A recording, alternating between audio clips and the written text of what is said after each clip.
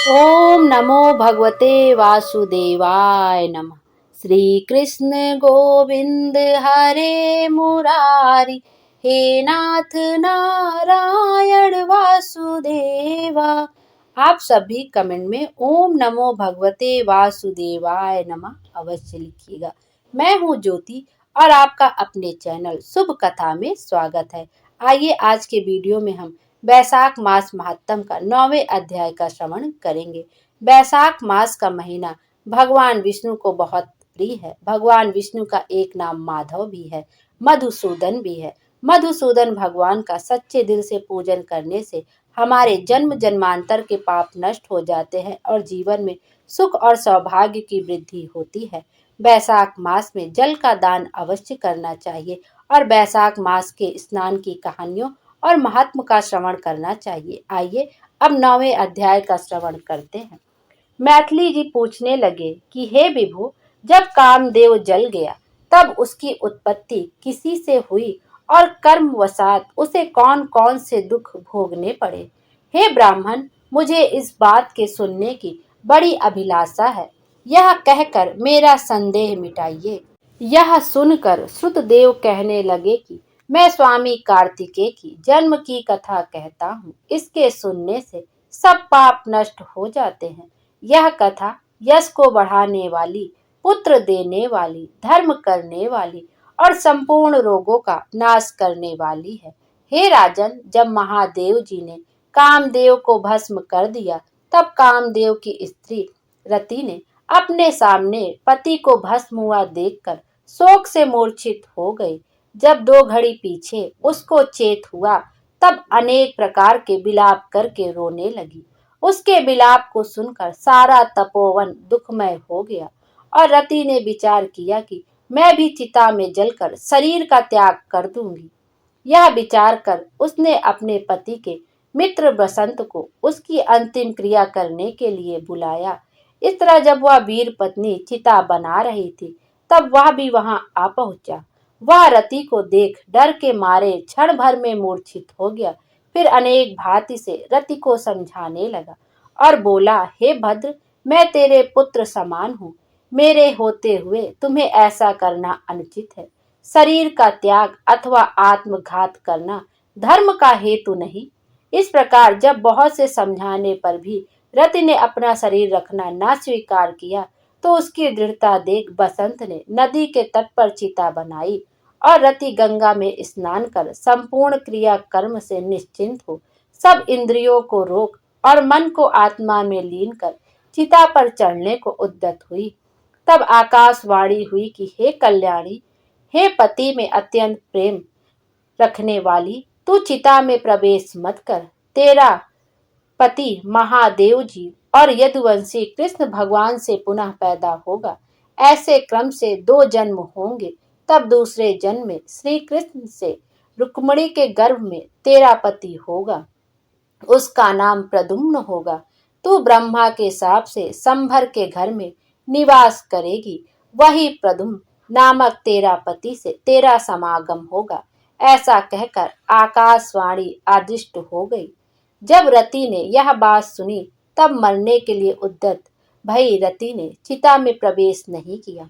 पीछे जिनके स्वार्थ सिद्धि के लिए महादेव जी द्वारा कामदेव भस्म हो गया था, वे सब देवता बृहस्पति, इंद्र और अग्नि को आगे करके रति से आदिष्ट हो बोले और महान वरदान देकर उसकी शांति की। कहा, हे काम प्रिय, अब से तेरा पति अनंग कहवाएगा और अन्न वाले की तरह मरा हुआ दिखाई देगा। ऐसे यूं अनेक प्रकार समझा बुझा धर्म उपदेश करने लगे कि तेरा पति पूर्व कल्प में सुंदर नाम का राजा था। उस जन्म में भी तो इसकी पत्नी रज शंकर कारिणी हुई थी। इसी से तेरी यह दशा हुई है। अब तू बैसाख में मंदाकिनी नदी में प्रातः काल स्नान करके मधुसूदन भगवान का पूजन कर और उनकी दिव्य कथा सुन। हे भामिनी, तू आशून्य शयन नाम का व्रत प्रारंभ कर। हे भद्रे, बैसाख में इस धर्म के करने से और इसी व्रत का अनुष्ठान करने से तेरा पति तुझे अवश्य मिल जाएगा, इसमें संशय नहीं। रति को ऐसा वर देकर सब देवता अपने अपने स्थान को चले गए और कामदेव की स्त्री भी देश से निवृत्त हो गई। वह मेष की संक्रांति में गंगा स्नान कर बड़े उत्तम मन से आशून्य शयन व्रत धारण करती हुई इस पुण्य के प्रभाव से तत्काल कामदेव उसको दिखाई दे गया। यह ऐसा पराक्रमी है कि इसके पराक्रम को कोई नहीं रोक सकता। यह पूर्व कल्प में भी बड़ा धर्मपरायण राजा था, किंतु इसने वैशाख मास में कर्तव्य धर्म नहीं किए थे। इसीलिए कामदेव यद्यपि परमात्मा का पुत्र था तो भी अंगहीन हुआ। यही वैशाख में मेष की संक्रांति को व्यर्थ खोने का फल है, जो देवताओं को भी भोगना पड़ा है, मनुष्यों को तो कहना ही क्या। जब महादेव जी अंतर्ध्यान हो गए तब पार्वती जी निराश हो गई। ऐसे पार्वती चुपचाप खड़ी रह गई और नहीं जानती थी कि क्या करूं। पार्वती की ऐसी दशा देखकर दोनों हाथों से गले लगाए हिमाचल अपनी पुत्री को घर ले गए और पार्वती भगवान महादेव जी के रूप और उदार आदि गुणों को देखकर ऐसी मुग्ध हो गई थी कि उसने यह बात मन में निश्चय ठान लिया कि शंकर जी ही मेरे पति होंगे। ऐसा दृढ़ व्रत धारण कर शंकर में मन लगा गंगा तट पर जाकर जप करने लगी तथा माता पिता तथा कुटुंब ने बहुत समझाया पर उनकी एक ना मानी। अन्न खाना छोड़ दिया, बड़ी बड़ी जटाएं बढ़ गई। यूं ही सहस्त्र वर्ष तक महालिंग का पूजन करती रही। तब महादेव जी सायकाल के समय ब्रह्मचारी वेश धारण कर उनके सामने उस पर्णकुटी पर आए और अनेक प्रकार से परीक्षा लेने लगे कि इसकी प्रीति मुझ में दृढ़ है या नहीं।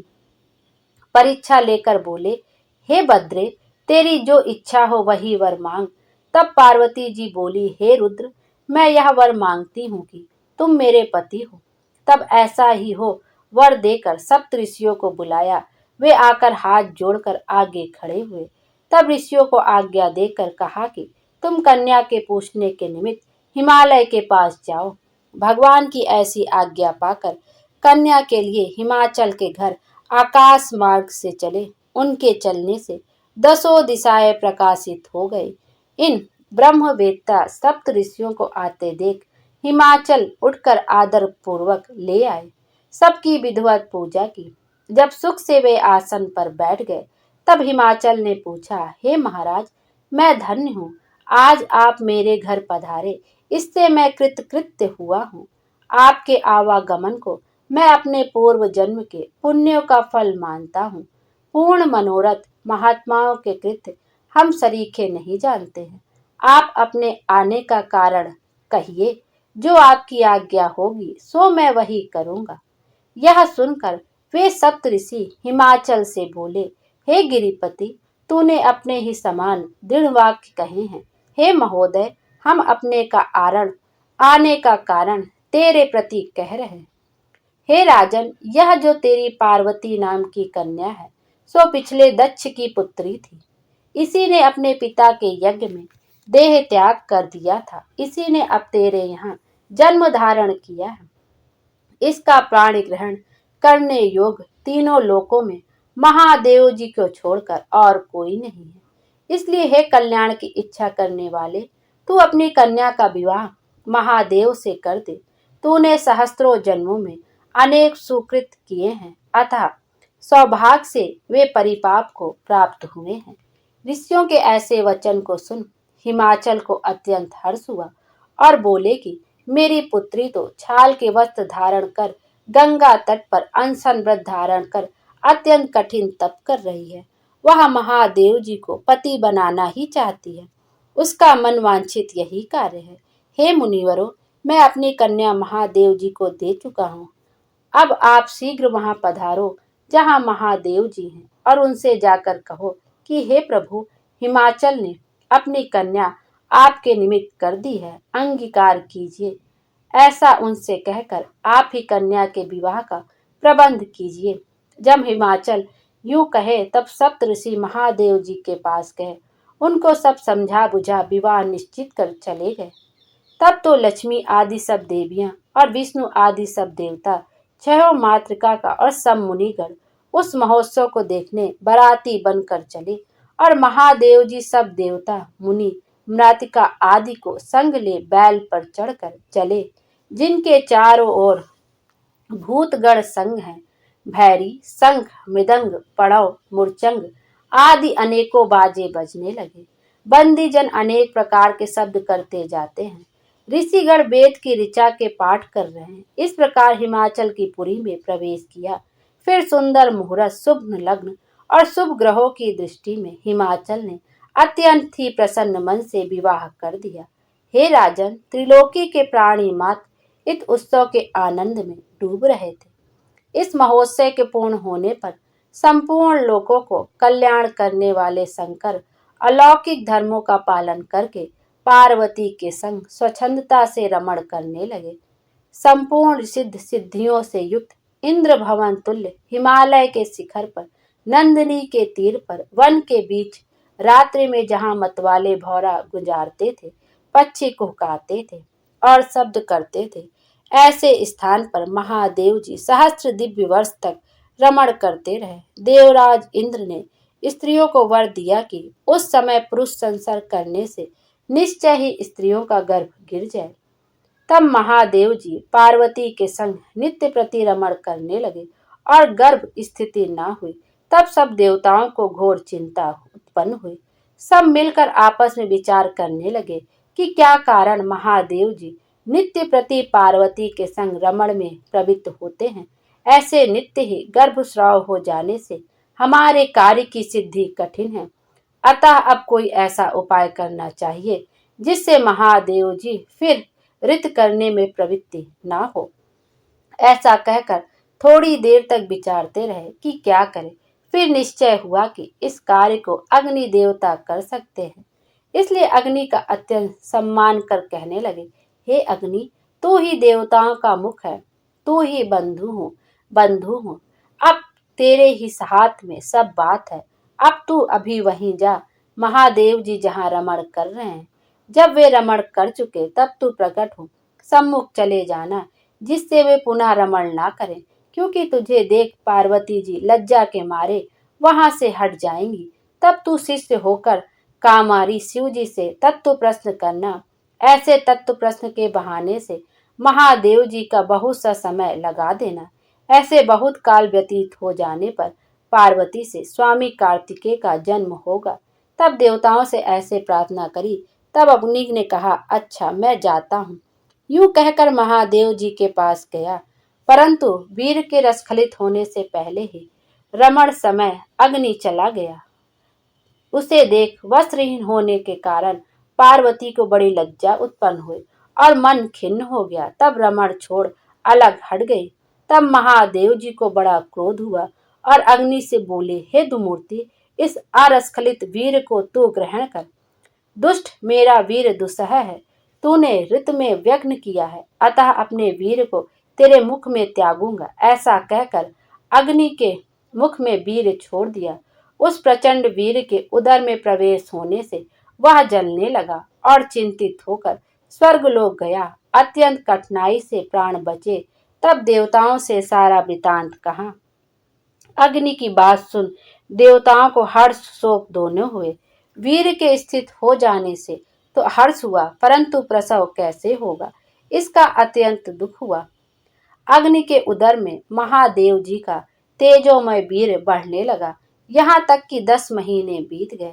जब प्रसव का कोई उपाय न हुआ, तब अत्यंत दुख से दुखी हो गर्भ प्रसव के हेतु देवताओं की शरण में गया।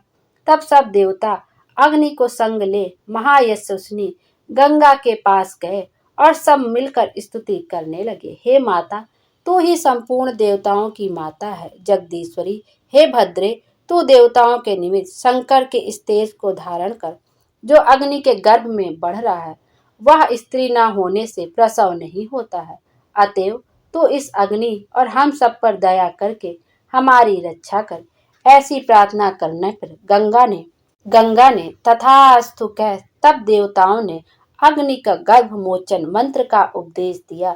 उस मंत्र से गर्भ का आकर्षण कर उस शंकर के तेज को अग्नि ने गंगा में छोड़ दिया। यह तेज बड़ा दीप्तिमान और लोकों में असहनीय था। कुछ मास पर्यंत गंगा ने उसे सहन किया उसके सहने में असमर्थ हो गए। उसके प्रभाव से जल सूख गया और रक्त क्लेवर दिखाई देने लगा। पिता व्रत के प्रभाव से देवी अत्यंत दुख से व्याकुल हो गई। तब लोक पावनी गंगा ने अपने उदरस्थ गर्भ को त्याग दिया, जो सरपतों में गिरा। सरपतों से विदीर्ण हो उस गर्भ के 6 भाग हो गए। तब ब्रह्मा की भेजी हुई 6 कृतिकाएं आईं। उन्होंने सरकाणों से विभिन्न सामवी तेज के 6 भागों को ग्रहण कर 6 मुख का पुरुष बनाया, परंतु उसके शरीर एक ही थे। ब्रह्मा की आज्ञा से उन कृतिकाओं ने उसे बहुत दृढ़ कर दिया। यह पुरुषाकार 6 मुखी शरीर बहुत समय तक सरकांडों में वैसे ही पड़ा रहा। उसका कोई रक्षक नहीं था। एक दिन बैल पर चढ़े हुए महादेव पार्वती उसी स्थान पर होकर श्रीशैल को जा रहे थे। उस समय पार्वती के स्तनों की दूर की धार ढरकने लगी और वे विस्मित हो महादेव जी से बोली, महाराज, अकस्मात मेरे स्तनों से दूर की धार बहने का क्या कारण है? हे विश्वात्मन, इसे बताइए।